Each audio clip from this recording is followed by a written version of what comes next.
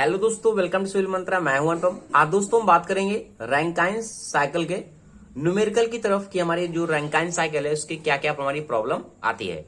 अगर दोस्तों आपने रैंकाइन साइकिल नहीं देखा है तो रैंकाइन साइकिल क्या होता है, इसका वर्किंग प्रोसेस किस तरीके से होता है, तो आप जरूर देख लें और इसका पीवी और टीएस डायग्राम किस तरीके से बनता है। अगर आप रैंकाइन साइकिल सीख लेंगे तभी आप इसकी प्रॉब्लम को सॉल्व कर पाएंगे। देखते हैं हमारा क्वेश्चन क्या कह रहा है। आपके एग्जाम पॉइंट ऑफ व्यू से दोस्तों बहुत ही इंपॉर्टेंट है। 10 नंबर का अक्सर इस तरीके से हमारे क्वेश्चन एग्जाम में पूछे जाते हैं। कह रहा है कि the simple Rankine cycle work between pressure 28 bar and 0.06 bar, the initial condition of the steam being dry saturated. ठीक है, इतनी कंडीशन गिवन है। अब हम बात करते हैं इसके पी और टी और एस डायग्राम के बारे में। ये टीएस डायग्राम इसका बनाते हैं। जिस तरीके से हमारी कंडीशन गिवन है कुछ इस तरीके से हमारा बनता है पीवी डायग्राम, इसका sorry TS diagram Rankine cycle का। ये 1 से 2 इस तरीके से होगा। 1 से 2 हमारी साइकिल हो गई और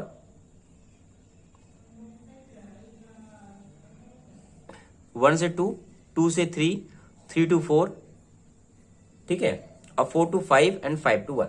ठीक है, अब कह रहा है यहां का प्रेशर कितना गिवन है, 28 बार क्वेश्चन में गिवन है। ठीक है, रैंकाइन साइकिल में। और कितना गिवन है, यहां पे कितना गिवन है हमारा 0.06 बार। देखते हैं हमारा क्वेश्चन क्या कह रहा है और इसे हम किस तरीके से सॉल्व करेंगे। मैंने मान लिया भाई जो हमारा P1 है वह हमारा कितना है 28 बार, और हमारा जो P2 है वो कितना है 0.06 बार। फिर पूछ क्या रहा है कि कैलकुलेट द ड्राइनेस फ्रैक्शन। इसका ड्राइनेस फ्रैक्शन कितना होगा, साइकिल एफिशिएंसी कितनी होगी, वर्क रेशियो क्या होगा, और स्पेसिफिक स्टीम कंजम्पशन कितना होगा। इतनी सारी चीजें पूछ रहा है। अब देखो, अगर आप रैंकाइन साइकिल पढ़ रहे हैं तो आपको पहले दोस्तों स्टीम टेबल देखना आना चाहिए। ठीक है, देखो तो मैं थोड़ा सा ओवरव्यू करा देता हूं टेबल के बारे में, किस तरीके से इसकी वैल्यू को फाइंड करेंगे, क्योंकि यहां में किस इंथाल्पी और इंट्रोपी को फाइंड करना पड़ेगा। उसी के हेल्प से क्या करेंगे, हम ये सारी वैल्यू को फाइंड करेंगे। क्योंकि हमें यहाँ पे गिवन क्या है, ओनली प्रेशर गिवन है, P1 गिवन है और P2 गिवन है। तो यहाँ पे हमें चाहिए क्या, हमें H2 चाहिए, H1 चाहिए हर एक के लिए। तो अगर मैं बात करूं एट 28 बार के लिए, ठीक है, तो देखते हैं किस तरीके से इसको देखते हैं टेबल को हम, ताकि हम यहां से H1 को और S1 को फाइंड कर सकें। ठीक है, देखो ये हमारी क्या है दोस्तों, टेबल है property of saturated water and steam. यहाँ पे क्या है, हमारा एब्सोल्यूट प्रेशर गिवन होता है, जिस प्रेशर पे हमें चाहिए वहां पे हम सामने वैल्यू देखते हैं। ये हमारा टेम्परेचर है, ये हमारा होता है specific volume in metre cube पर केजी, ये हमारा वैल्यूम है। वाटर में है तो वाटर में, स्टीम है तो स्टीम का। और हमारा क्या गिवन होता है, स्पेसिफिक इंथाल्पी हमारी गिवन होती है और स्पेसिफिक इंट्रोपी गिवन होती है। यही जो दो चीज को हमें क्या होता है, फाइंड करना पड़ता है। अब देखो जो इंथाल्पी है वो भी 3 टर्म में होगी, या फिर हमारा वाटर होगा, या इवेपोरेशन, और या स्टीम होगी। इसी तरीके से सेम हमारा स्पेसिफिक इंट्रोपी में है, गिवन हमारा क्या है, वाटर की कंडीशन है कि इवेपोरेशन हो रहा है या फिर स्टीम है। तो यहां से हम क्या है, वैल्यू को देखते हैं। अब देखो हमें यहां चाहिए क्या, 28 बार पे हमें चाहिए H1 की वैल्यू चाहिए, H1 हमारा कितना होगा, और हमें चाहिए कि हमारा S1 कितना होगा, इंट्रोपी कितनी होगी और एंथैल्पी कितनी होगी। ठीक है, किस पॉइंट पे, इस पॉइंट पे। यहां तो हम फाइंड कर नहीं सकते, यहां पे फाइंड करेंगे भाई इस पे। तो देखो अगर हम बात करें 28 बार की, तो ये हमारा क्या प्रेशर गिवन है, यहाँ पे है नहीं। देखो बात करते हैं 28 बार की, ये देखो यहाँ क्या है 27.5 गिवन है और 28 दिया है। ठीक है, तो यहां से हमें चाहिए क्या, स्पेसिफिक इंथैल्पी चाहिए। देखो स्पेसिफिक इंथैल्पी आ गए, क्या हमें चाहिए, किस टर्म में चाहिए।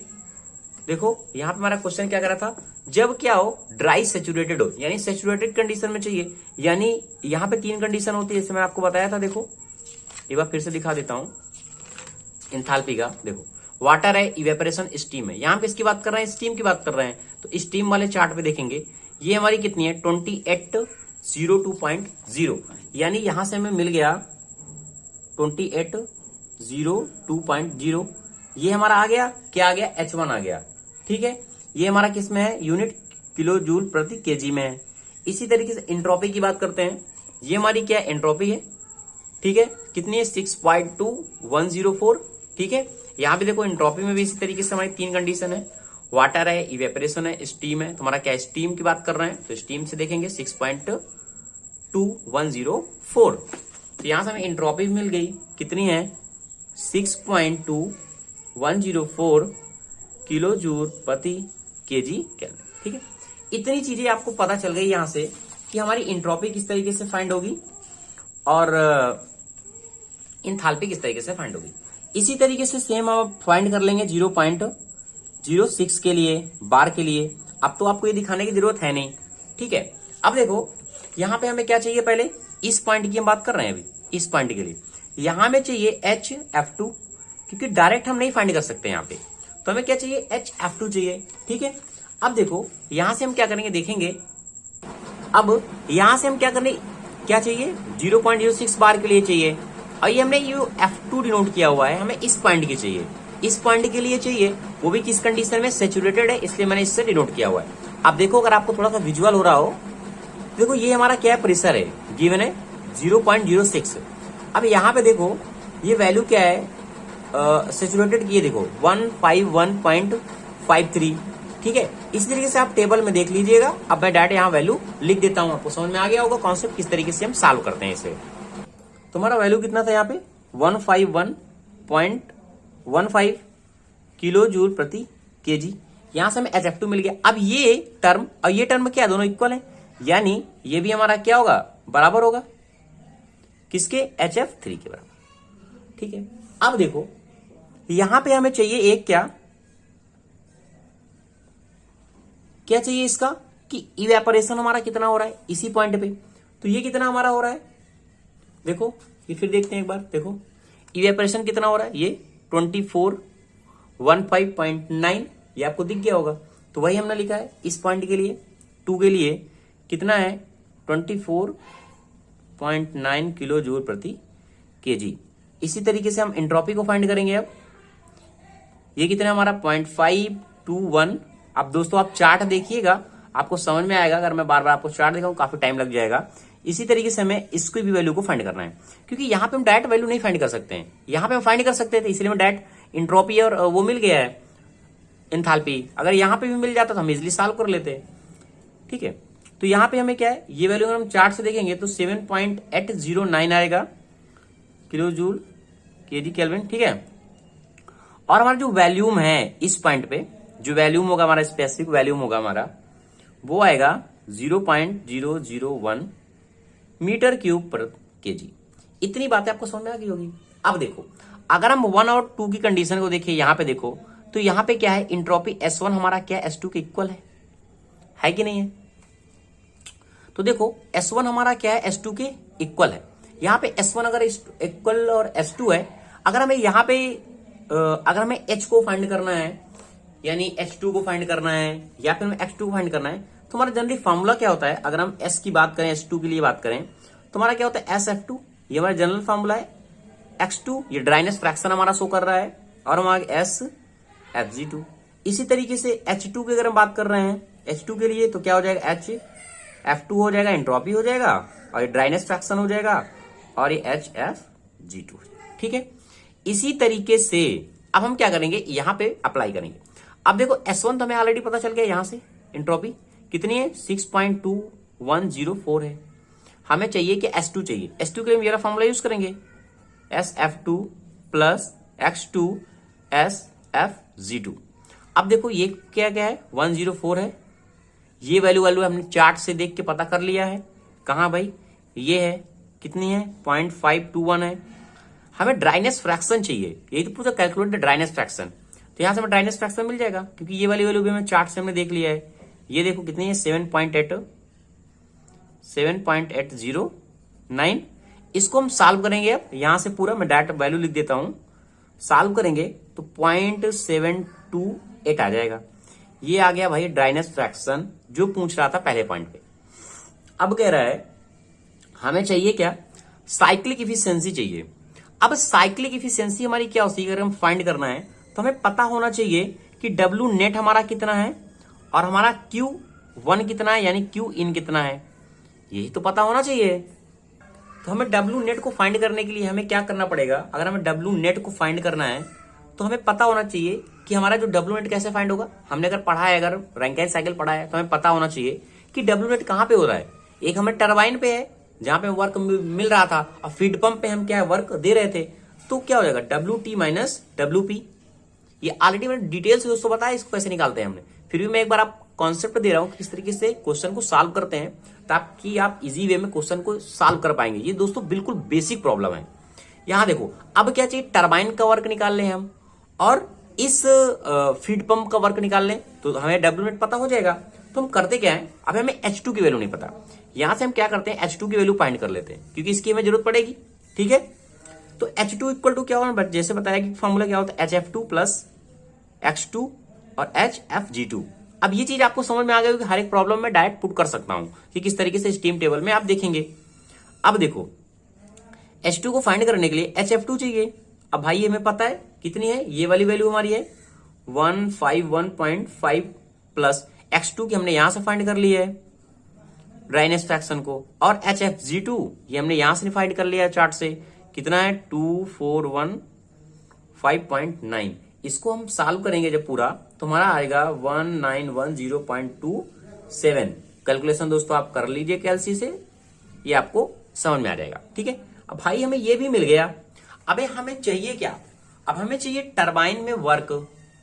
अब हम देखते क्या है कि हमें टरबाइन में वर्क कितना मिला, ये हमारा क्या है टरबाइन का पोर्शन है। ठीक है, तो हमें चाहिए क्या, डब्ल्यू टी चाहिए। ठीक है, अब अगर हमें डब्ल्यू टी चाहिए तो हमारा क्या होगा, H1 माइनस H2 होगा। भाई ये H1 तो है, ये H1 ही तो है, ये H2 ही तो है, ये H3 है, ये हमारा H4 है, और हमारा जो पंप है वो ये वाला वर्क डन है। तो हम पहले डब्ल्यू टी को फाइंड करते हैं। हमें चाहिए क्या, H1 माइनस H2 चाहिए। अब देखो H1 को ऑलरेडी हमने फाइंड किया है, देखो यहाँ पे अभी कहाँ गया हमारा H1, ये है, और H2 का भी हमने ये फाइंड कर लिया है। दोनों को क्या कर देंगे, माइनस कर देंगे, तो हमें यहाँ दोनों पता चल जाएगा कि टरबाइन का वर्क कितना है। ये किसका है, टरबाइन का वर्क है। ठीक है, तो H1 माइनस H2, H1 हमारा कितना था 2802 माइनस 1910.27। ठीक है, H1 और H2 को माइनस करें आप, कैलसी से सॉल्व करिएगा, ये आएगा 891.73 किलो जूल प्रति केजी। ये आ गया आपका भाई टरबाइन का वर्क। अब हमें चाहिए क्या, पंप में कितना वर्क हुआ था, कि हमारा पंप का वर्क डन हमारा कितना है, क्या, यानी WP चाहिए। अब देखो ये हमारा क्या है, ये पंप है, यानी अगर हम देखें तो यहां से H4 माइनस H3 कर दें।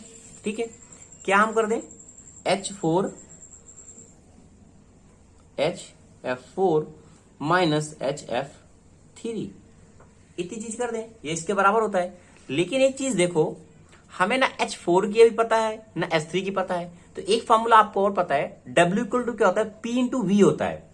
P इंटू V होता है, क्या होता है, W equal to P into V होता है। ठीक है, अब यहां पे जो वैल्यूम है, वैल्यूम क्या है, वो V3 है, ये वाला वैल्यूम है। तो यहां से देखो रिलेट करो इसको, इस तरीके से आपको सॉल्व करना पड़ेगा। एक दो प्रॉब्लम सॉल्व करेंगे तो इजीली समझ में आ जाएगा। तो ये हमारा क्या है, VF3 है, और हमारा जो P1 है वो हमारा कितना होगा, P1 माइनस P2 से क्रिएट होगा, क्योंकि प्रेशर तो भाई यही है ना, P1 और P2। तो अब देखो यहां से हम इसको सॉल्व करेंगे इजिली वे में, और ये हमारा जो प्रेशर हमें गिवन है P1 और P2, ये हमारा क्या बार में है, हमें चाहिए कितना, किलो जूल में चाहिए। तो हम इजिली यहीं से चेंज कर लेते हैं। V3 की वैल्यू ऑलरेडी हमने फाइंड किया, कितना है 0.001, और ये कितना है 28 है, और ये कितना है 0.06 है। इसको हमने चेंज कर लिया 10 की पावर 5, क्योंकि हमें चाहिए क्या, किलो जूल में चाहिए, एक ही यूनिट में चाहिए, और ये हो गया 1000। इसको सॉल्व करेंगे तो हमारा ये आ जाएगा 2.79 किलो जूल प्रति केजी। अब देखो ये वाला हमने जो फॉर्मूला लगाया था यहां से, यहां पे देखो अभी हमें ये वाला वैल्यू तो पता नहीं है ना, H3 तो हमने पता कर लिया है, लेकिन हमें HF4 नहीं पता इस वाला पॉइंट का, कि हमारा एंथैल्पी हमारा कितना है। तो देखो यहां से देखो हमने क्या किया, HF4 को इधर किया, और ये हमारा कितना हो जाएगा WP प्लस HF3। अब देखो WP के रखो कि हमारा WP कितना आया हुआ है WP के लिए। ठीक है, ये हमारा WP आ गया ना 2.7 आ गया, और HF3 है वो ऑलरेडी हमने निकाला निकाल के रखा हुआ है, कितना आया था HF3, ये इसके बराबर है, इसके दोनों को बराबर ही होगा ना ये। अरे यार देखो ऐसे, ठीक है, HF3, तो ये हो गया, ये कितना हो गया, ये हो गया 1.55। इसको सॉल्व करें यहां से तो आ जाएगा 154.29 किलो जूल प्रति केजी। ये दोस्तों आपको क्वेश्चन सॉल्व भी मिल जाएगा, बट ये कॉन्सेप्ट किस तरीके से सॉल्व करेंगे वो मैं आपको डिस्क्राइब कर रहा हूं एक एक करके। अब देखो, अब हम ये यहां तक की चीज अगर फाइंड कर लिया है तो हमें चाहिए क्या, डब्ल्यू नेट। डब्ल्यू नेट हमें पता चल गया, क्या हो गया, WT हमारा कितना है 0.73 और कितना ये 2.79, ये आ जाएगा हमारा 889.94 किलो जूल पर केजी। ठीक है, अब हमें इफिशियंसी चाहिए भाई, तुम्हारा क्या होता है डब्ल्यू नेट अपान Q1। डब्ल्यू नेट हमारा कितना है, ऑलरेडी हमने फाइंड कर लिया है। अब देखो, अब हमें चाहिए क्या, Q1 चाहिए। इसका हमारा जो फाइंड करने का मेन मोटिव यही था, इसको मुझे बाद में सॉल्व करना चाहिए, यही मैंने सॉल्व कर दिया। अब Q1 कितनी हीट इन हो रही है, ये हमारा Q1 की अगर टर्म देखें, Q1 जो हमारी हीट इन हो रही है तो क्या हो रहा है, H4 माइनस H1 हो रहा है। Q1 हमारा जो रैंकाइन साइकिल के अकॉर्डिंग हमारा क्या है, H1 minus HF4। HF4 already हमने फाइंड करके रख लिया है, ये देखो भाई। अब इसको सॉल्व करो, 889.941, H1 ऑलरेडी हमें गिवन है, कितना 2802 ये हमने यहां से फाइंड कर लिया है 4.29। इसको सॉल्व करेंगे आप तो ये हमारा जो आंसर निकल के आएगा वो निकल के आएगा 0.3357। अगर हम इसको परसेंटेज में रखते हैं क्योंकि साइकिल की एफिशिएंसी है तो ये इतना फाइंड होगा। ठीक है, डेट हो गई वहां यहां की बात। अब दूसरा पूछा था कि हमारा वर्क रेशियो कितना है। देखो क्या पूछा था, वर्क रेशियो कितना है इफिशिएंसी के बाद में। तो वर्क रेशियो क्या होता है, डब्ल्यू नेट हमारा कितना है और WT कितना है, ये वर्क रेशियो है दोस्तों। अगर वर्क रेशियो पूछता है तो टरबाइन के टर्म में निकालना है, आपको याद रखना है। ये ऑलरेडी मैंने जब रैंकाइन साइकिल पढ़ाया ये सारी चीजें बताई हैं आपको। तो डब्ल्यू नेट कितना है हमारा 889.94 और WT ऑलरेडी हमने फाइंड करके रखा है 89.73। तो यहां से इजीली फाइंड हो गया ना 997। लो भाई, अब कह रहा है एक चीज, स्पेसिफिक स्टीम कंजम्पशन कितना होगा, ये भी देखो। क्या पूछ रहा है, स्पेसिफिक स्टीम कंजम्पशन कितना होगा। भाई डेली चल रही है 60 × 60 यानी 3600 और डब्ल्यू नेट हमारा कितना है, ऐसे निकलता है ये। तो ये वाली वैल्यू हमें तो ऐसे रखना है। डब्ल्यू नेट ऑलरेडी हमने फाइंड करके रखा हुआ कितना 8 ये 8 था 0.94। इसको सॉल्व करेंगे 4.049 किलो जूल पर किलो वाट आवर, ये हमारा फाइनली आंसर निकल के आ जाएगा। तो ये दोस्तों कंप्लीट वीडियो हुआ, काफी लंबा वीडियो बन गया है क्योंकि एक चीज मैंने पहला न्यूमेरिकल बताया हुआ, एक चीज बताई है।